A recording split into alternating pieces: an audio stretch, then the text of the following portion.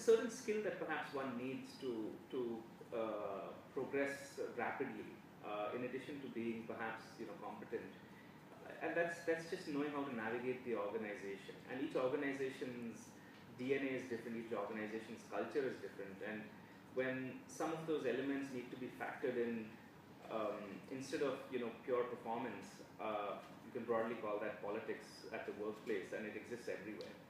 And what I found is that I didn't possess those skills, and that's why I ended up moving on to doing something on my own.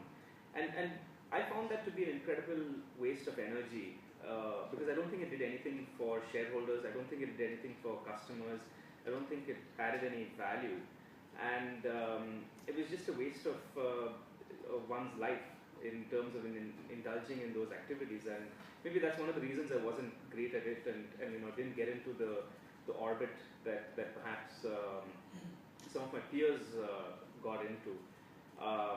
And I don't think it's restricted to any specific gender. I think they happen across the board. It's a hugely wasteful expenditure of energy. It happens across the world. It's not unique to Indian companies or international companies.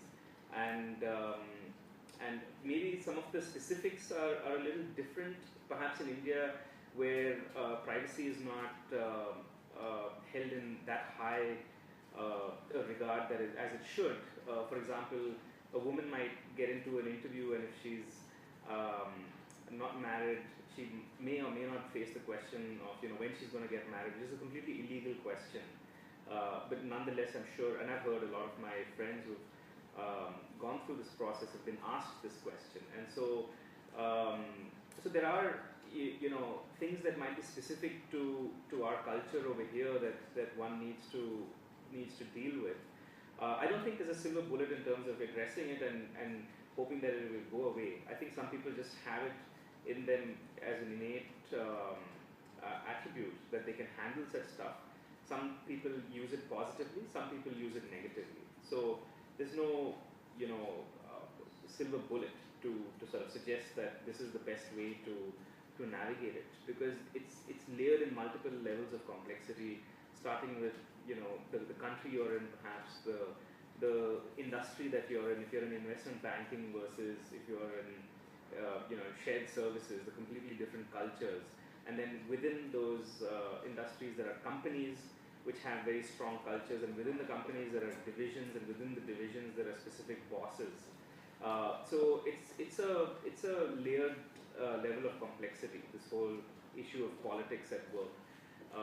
And I don't think that there's a singular answer in terms of how you can manage the politics in a workplace. I wish that the world worked in a sort of pure meritocratic way, but it doesn't, and it will be naive to believe that it does. And like I said, I don't think it's restricted to any specific gender.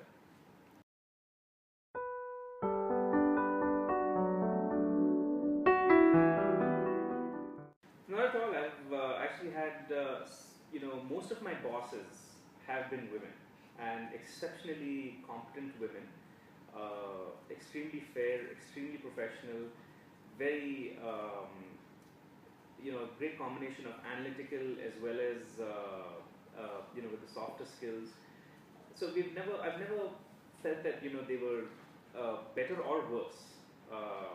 Because they were women, because I've had a few bosses who've been men, and they've been exceptional bosses and exceptional human beings too. So again, from my own experience, I've never found the difference between having a male colleague or a female colleague manifest itself in my reality. So I've just perhaps been very fortunate, and I acknowledge that the people that I've worked with, for the most part, in most of my career in companies, have been very reasonable folks and extremely competent and very fair people. So I've never had a challenge at all, ever, in dealing with women at the workplace, either as bosses, as peers, as subordinates. In my current entrepreneurial entrepreneurship venture, entrepreneurial venture. I deal with dozens of partners. Many of them are women. We've again had very great relationships, very professional. You know, so I've never really faced an issue in working with women in any way, shape, or form.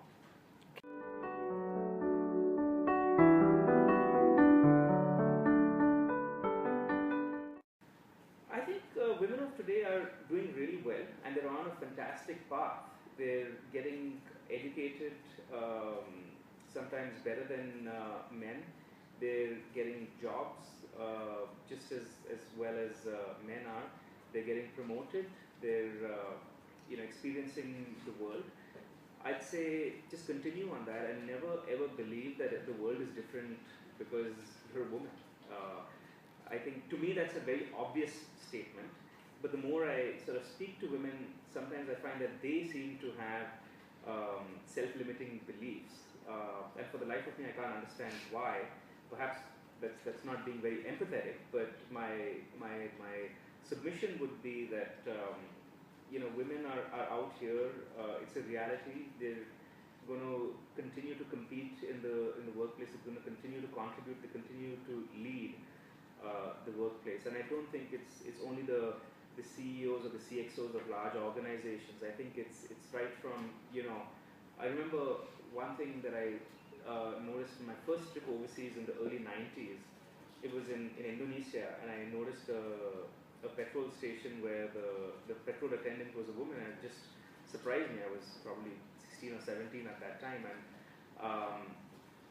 and when I see that at a petrol bunk today in India, at a Shell petrol bunk, right out here in Whitefield, that there are women attendants, I know that the country has made sort of huge progress across the spectrum. Of course, it's very easy for us who are educated and who work in professional organizations to look up to the Indra of the world and similar sort of leaders. But I think the revolution or the transformation has really begun probably over 15 years ago, and women are have really gained a lot of empowerment through their own I think efforts, and there's also certainly an evolution of society which has made it a lot easier, and I think they just really need to very, very confidently continue marching down that path. So no advice, but just do what you're doing, and I think the world will be at your service.